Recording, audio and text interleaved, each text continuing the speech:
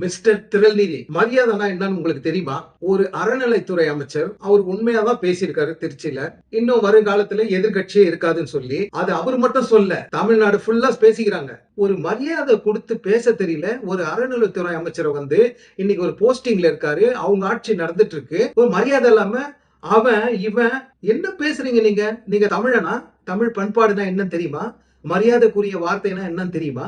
இஷ்டத்துக்கு பேசுறது. தமிழக வெற்றி கழகத்தில் இருக்க மினிஸ்டர் எல்லாம் அவ்வளவு பெரிய நீங்க புட் இல்ல கேக்குறேன், என்ன உங்க கதை ஒன்னும் புரியலையே. அடங்க மாட்டீங்க போல. நீங்க வேற மாதிரி தான் உங்க ரெண்டு பேரும் மேலே ஆக்ஷன் எடுக்கணும். உன் மேலயும் உன் மச்சானா தம்பியா அவன் மேலயும் இஷ்டத்துக்கு வாய விட்டுனுக்கிறீங்க. இது எங்க போய் முடிய போகுதுன்னு தெரியல. ஒரு மரியாதைனா என்னன்னு தெரியாதாலு நீ அரசியல்ல வந்து ஜெயிச்சு முதலமைச்சரா உட்காந்தீங்கன்னா தலைமைச் செயலகம் என்னத்துக்கு ஆகுறது? மயிரா போயிடும். கெஞ்ச அடிக்கிறவன் குடிக்காரன் எல்லாம் கோட்டை உள்ளதான் சுத்தி நிற்பான். நீ எல்லாம் ஆட்சியில வந்து உட்காந்தீங்கன்னா ஏற்கனவே 5 வருஷம் நாரி போயிடுச்சு. என்ன பேச்சு பேசுறீங்க? ஒரு தலைவன் நம்ம கட்சியை வளர்க்கணும், அதை பத்தி முயற்சி எடுத்து அதை பத்தி பேசாத விஜய்தியே பின்னாடி வந்து நோடி நிக்கிறீங்களே. என்ன கதை உங்க கதை? ஒன்னும் புரியலையே. திரள் திருட்டினியா? அழகா செட்டில் ஆனியா? போயிடு. ஏதோ ஒரு கட்சி தலைவன் அப்படின்ட்டு கொஞ்சம் மரியாதை இருந்தது, அந்த மரியாதை எல்லாம் போயிடுச்சு. அதனால எது பேசணுமோ ஒரு நல்ல தலைவனுக்கு அழகு தமிழ், தமிழன், தமிழ் பிளட் பேசுறீங்களே அது மாதிரி நடந்துக்கணும்.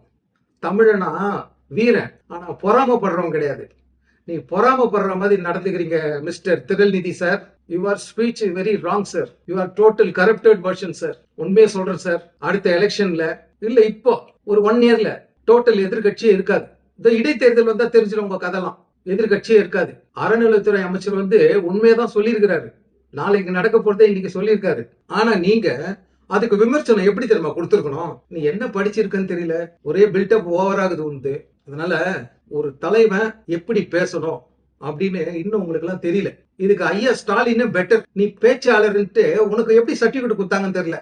சிறந்த பேச்சாளர் டேக்லைன். வெக்கமா இல்ல உங்களுக்கு எல்லாம்? என்ன பேசுறீங்க பப்ளிக்ல? தமிழ்நாடு ஃபுல்லா அவன் இவன் ரவுடிசம் வந்து எங்களுக்கும் பண்ண தெரியும், புரியுதுங்களா? எல்லாம் சேத்துல இருந்து வந்தவங்க தான் நாங்களும். பார்த்து பேசுங்க சார். நாவை அடக்கி பேசுங்க. பேசணும்ட்டு பேசக்கூடாது. 5 கொண்ட சேர்ந்தா சண்டைன்னுவாங்க. அந்த கதை தான் உங்க 3 கட்சிக்கும். 3 கட்சி எது எதுன்னு தெரியுங்கள? இப்ப எழுதி வச்சுங்க சார். இனி மாண்புமிகு தமிழக முதலமைச்சர் ஜோசப் விஜய் மட்டும்தான் தமிழ்நாட்டை ஆள போவது. அன்னைக்கே பாடிட்டார், ஆள போறான் தமிழன்ட்டு.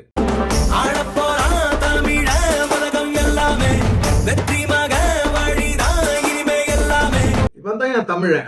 சைலண்டா வந்து அழகா பண்ணிட்டு இருக்காங்க. திருநெல்வேலி சார், நீங்க டோட்டல் கரப்டட் சார். இது என்னைக்கு ஒருத்தனை வந்து மரியாதை இல்லாம பேசுறீங்களோ அன்னைக்கு நீ தமிழன் கிடையாது சார். எந்த வகாராவிலையும் சேர்ந்தவன் கிடையாது. நீ எங்க பிறந்த, எந்த நாட்டுல வளர்ந்த, எங்க வந்து சம்பாரிச்ச, ஒன்னும் புரியல உன் கதை. அதாவது ஒரு கட்சி தலைவன் பப்ளிக்ல வந்து எப்படி பேசணும்ட்டு அதை ஃபர்ஸ்ட் கத்துக்க. அதுக்கப்புறம் உன் கட்சி ஏன் தோத்தது அப்படின்னு அதை திங்க் பண்ணி நாட்டுக்காக நல்லது செய்யணும் அப்படின்னு சொல்லி ட்ரை பண்ணு. நாட்டுக்கு உபத்திரமா இருக்காத.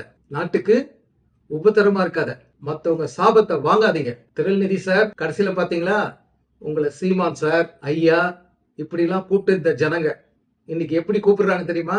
செபஸ்டின் சைமன், திருநெல்வேலி, அடுத்தது உரல்நிதி.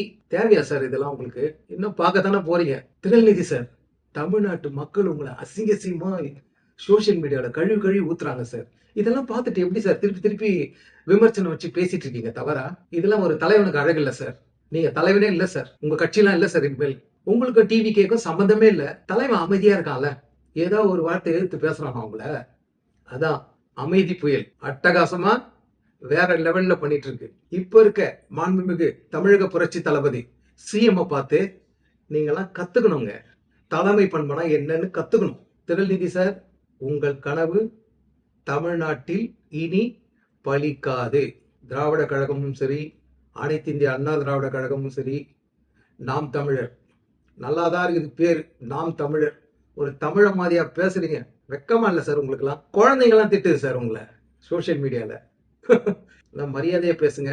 இதே மாதிரி நீங்க பேசிட்டு போனீங்கன்னா உங்க மேல திருப்பி திருப்பி சொல்றோம், தமிழக வெற்றி கழகம் தொண்டர்களும் சரி, ரசிகர்களும் சரி, காலேஜ் ஸ்டூடெண்ட், ஏன் டோட்டல் தமிழ்நாடே உங்க மேல ஒரு பெரிய கேஸ போட்டு தப்பு தப்பா பேசுறாரு, கொச்சை தமிழ்ல பேசுறாரு அப்படின்னு சொல்லி லாக்அப் தான். உங்களுக்கு துணைக்கு உன் தம்பியா மச்சானா யார் அவன்? துரை, அவனையும் கூப்பிட்டுக்க. ஜெயிலு உள்ள 8 வீடு விளையாடின்னு இருங்க. கறி துண்டுல 8 வீடு கட்டி தாய்பாஸ் போட்டு உருட்டின்னு இருங்க. திரள்நிதி சார் நல்ல பேச்சாளர், தமிழ் ரத்தம், தமிழ் பிளட்டு எல்லாம் ஊறி இருக்குது. தமிழ்நாட்டு மக்களை வந்து இனி ஏமாற்றவும் முடியாது. தமிழ்நாட்டு மக்களும் இனிமேலும் ஏமாற மாட்டாங்க. தெளிவா இருக்காங்க. நீங்க பேசாத ஜெனரல் நாலேஜ் கிளாஸுக்கு போலாம். ஸ்டேஜ்ல எப்படி பேசணும், பப்ளிக்ல எப்படி பேசணும், ஃப்ரெண்ட்ஸுங்க கிட்ட எப்படி பேசணும், குழந்தைங்க கிட்ட எப்படி பேசணும், ஒரு மினிஸ்டர் கிட்ட எப்படி பேசணும், ஒரு தலைமை பண்புனா என்ன, தயவு செஞ்சு கிளாஸுக்கு போங்க. ஒன்றும் தெரியல, ஏதோ ப்ராக்டிக்கலா நீங்க பழக்க தோஷத்துல பேசினு இருக்கீங்க, பழைய உலகம் மாதிரி. அதெல்லாம் முடிஞ்சிடுச்சு. இப்போ எல்லாம் டிஜிட்டல் ஏஐ காலமாயிடுச்சு. பார்த்து பேசுங்க.